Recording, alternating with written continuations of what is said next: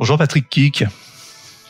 Bonjour, merci de me recevoir. Merci. Vous êtes PDG de Watt, qui s'écrit W-A-A-T, une société spécialisée dans l'installation de bornes de recharge pour voitures électriques. Pouvez-vous nous présenter Watt en quelques mots ?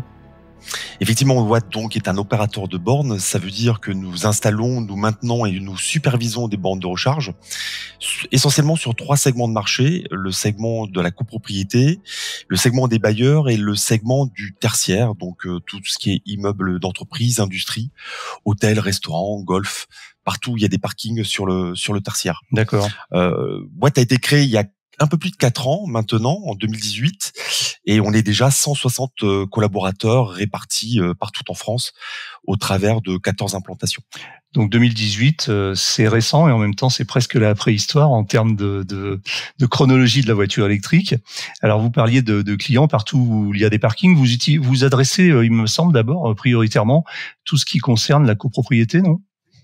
Effectivement, donc c'est un marché sur lequel on est leader, on est très présent. En fait, on a cette prétention de bien connaître les codes de la copropriété avec les conseils syndicaux, les présidents des conseils syndicaux, les AG auxquels on participe. Moi, j'ai une 40aine de commerciaux qui tous les soirs sont à l'œuvre lors des assemblées générales. En fait, la particularité de ce segment, c'est qu'il y a énormément de pédagogie à réaliser pour pouvoir expliquer aux copropriétaires et aux syndics notamment les différentes solutions qui peuvent exister pour équiper une copropriété et ainsi pouvoir mettre des bornes pour les copropriétaires. C'est intéressant ce que vous dites sur le fait que vous avez des commerciaux qui participent aux assemblées générales. Alors concrètement, j'ai jamais entendu ça. Comment ça se passe ? Vous avez des gens qui sont au courant des assemblées générales ou qui ont de très bonnes relations avec les syndics de copropriété et qui du coup sont invités pour évangéliser un petit peu ? Effectivement, donc les syndics en fait sont nos interlocuteurs avec lesquels nous travaillons et en fait on les accompagne en assemblée générale parce que le métier de gestionnaire de syndic est un métier très compliqué puisqu'il faut être pluridisciplinaire, juridique, gérer les 25 ou 26 lots que compose un bâtiment et en fait on met dans leur escarcelle un sujet de plus qui est celui des bornes électriques qui est un peu technique et puis encore une fois comme c'est un marché qui reste encore immature puisqu'il est assez récent, il faut faire preuve de beaucoup d'explications à leur rencontre bien entendu, mais surtout à l'encontre des copropriétaires. Et donc c'est plus simple de venir relayer entre guillemets ces explications en AG directement et de répondre en direct aux questions des copropriétaires. D'accord. Alors on a déjà eu l'occasion de parler un petit peu avec certains de vos confrères. Pour vous situer, vous êtes à peu près positionné sur les mêmes marchés que des concurrents pour bien comprendre, comme ChargeGuru, The Plug ou des entreprises de même style.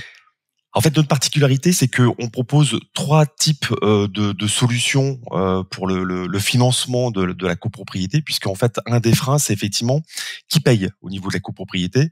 Et donc, effectivement, nous avons une offre qui est payée par la copropriété. Donc, la copropriété finance cette installation, elle en est propriétaire avec différents avantages. Elle permet de valoriser ses places de parking et de changer d'opérateur puisque l'installation lui appartient. On a également une offre où nous intervenons en tant que tiers investisseur, c'est-à-dire que c'est bien nous, Watt, qui finançons l'installation. Et puis, comme nous ne sommes pas philanthropes, nous récupérons effectivement ce financement sur les utilisateurs de bornes, à l'instar de The Plug que vous venez de nommer. Et puis, on a mis en place une 3e solution. On s'est adossé à Logivolt, donc une émanation de la Caisse des dépôts et consignations, où en fait, c'est ni la copropriété qui finance, ni l'opérateur, et c'est bien Logivolt qui va porter ce financement. C'est Watt qui va rembourser ce financement. Par contre, le gros avantage, c'est que, in fine, la copropriété devient propriétaire de son installation. Donc, c'est 0 appel de fonds en assemblée générale.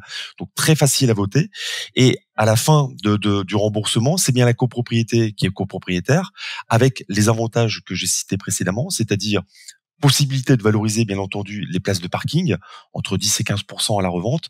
Et puis, ils pourront changer également d'opérateur puisque c'est leur installation. D'accord.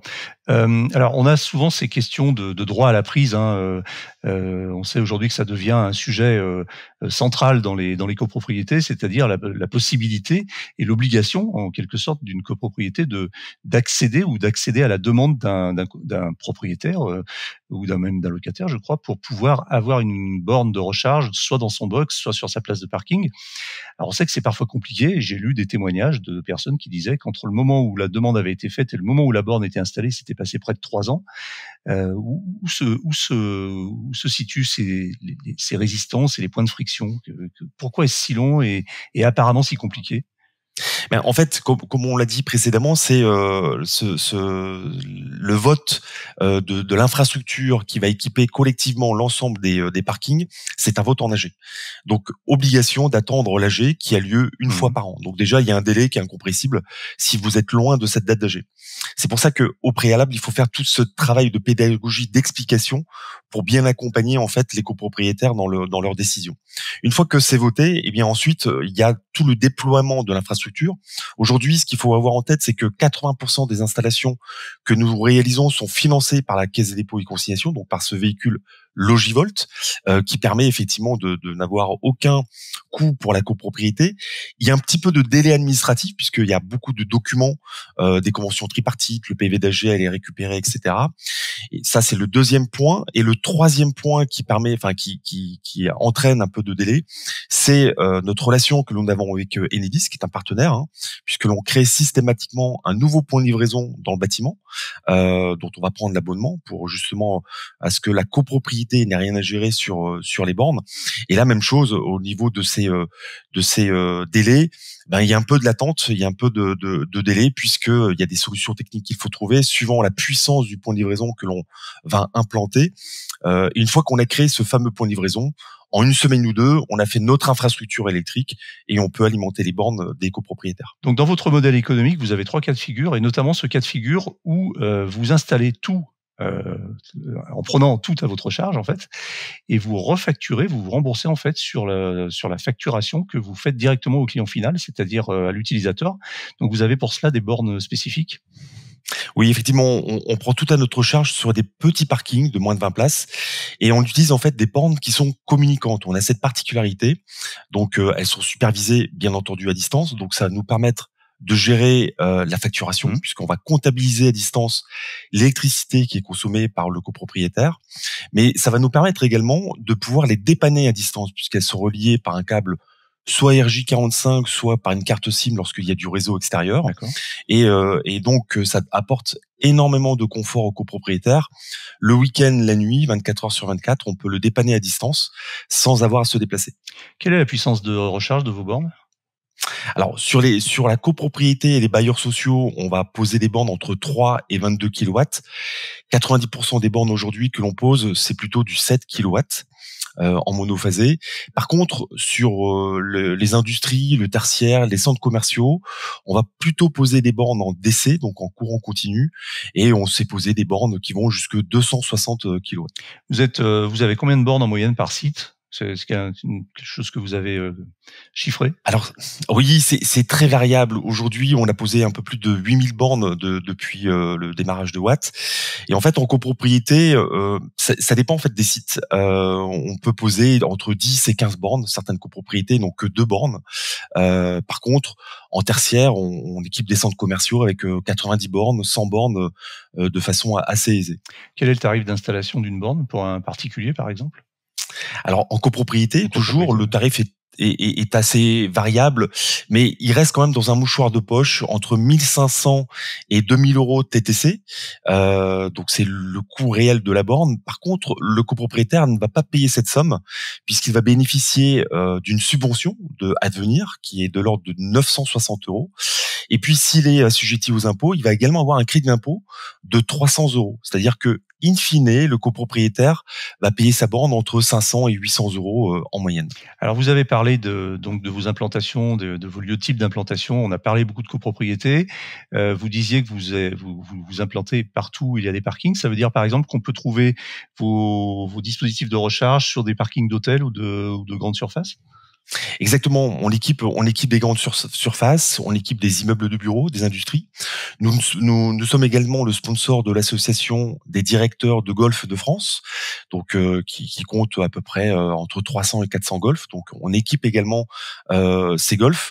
Et en fait, notre promesse, elle est double. D'abord, c'est d'être à moins d'une heure de chacun de nos clients, ça c'est le premier point, et c'est surtout de pouvoir donner l'accession aux bornes de recharge à tous, c'est-à-dire que les personnes vivent en copropriété ou à moindre revenu chez les bailleurs sociaux, et également, notamment, sur les lieux de travail, et c'est la raison pour laquelle on est très présent sur le segment du tertiaire. Alors, parlons gros sous. Vous avez levé récemment 180 millions d'euros, si mes calculs sont bons.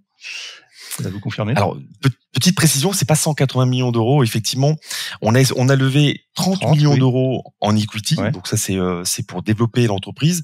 Et en fait, on s'est adossé à Logivolt, donc comme je le disais précédemment, qui dispose d'un budget global de 150 millions d'euros, mais pas exclusivement que pour Watt.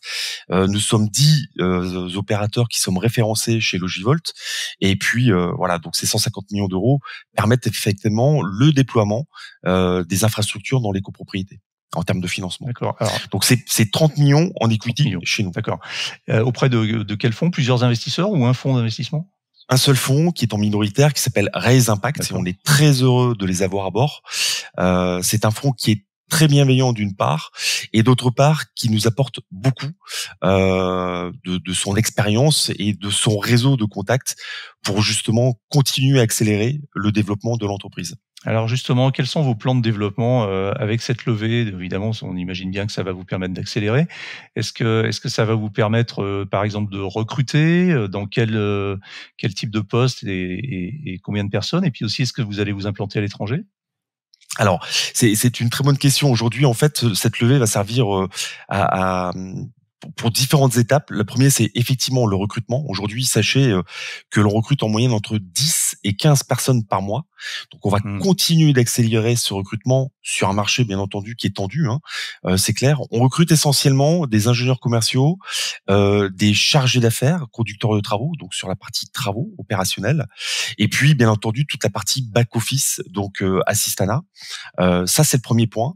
Le deuxième point, c'est que ça va nous permettre donc de justement nous asseoir plutôt maintenant dans des villes de taille moyenne, Dijon, Limoges, Rouen, Rennes, alors que pour l'instant nous sommes très implantés dans des grandes villes de France. Le deuxième point, c'est que cette levée va nous permettre de accélérer la digitalisation de l'entreprise. En fait, on brasse énormément de volume, beaucoup de B2B, beaucoup de B2C. Donc, on se doit d'industrialiser, d'automatiser l'entreprise.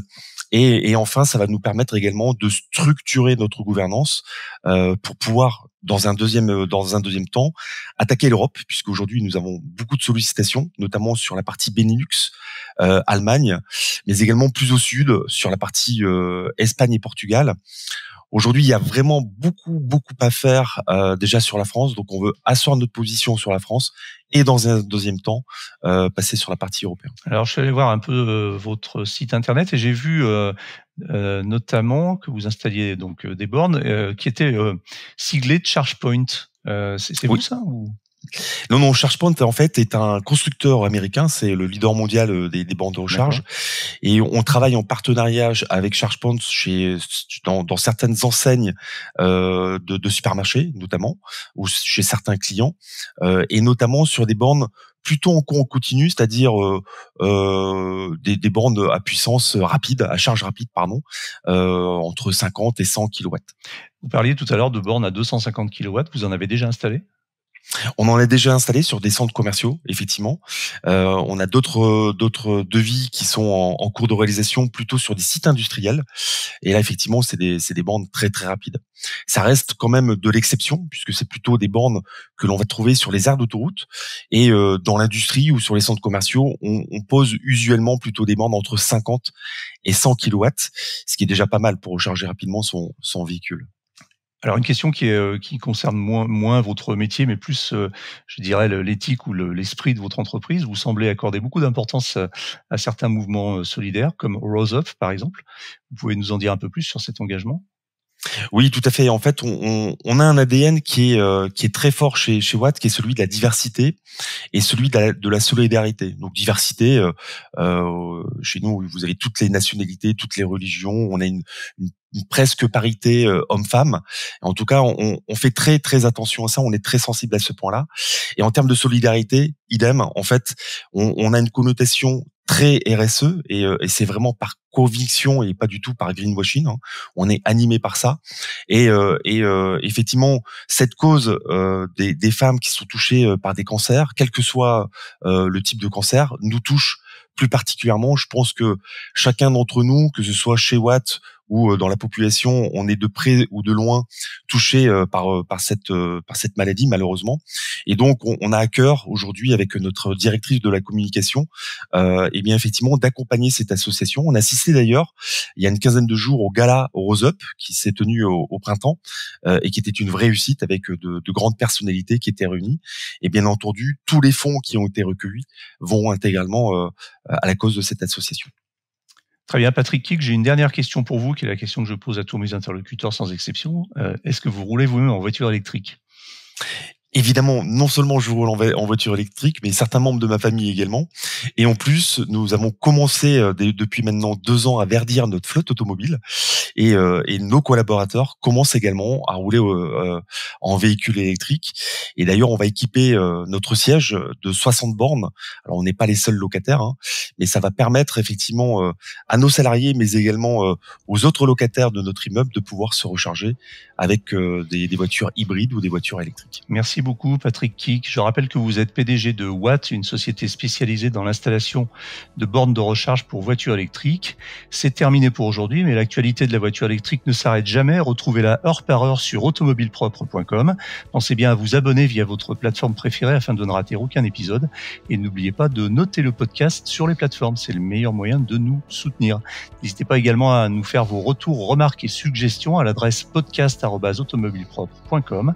Quant à nous, nous vous disons à la semaine prochaine pour un nouveau numéro du podcast Automobile Propre qui sera cette fois une review de l'actualité. Salut! Un grand merci.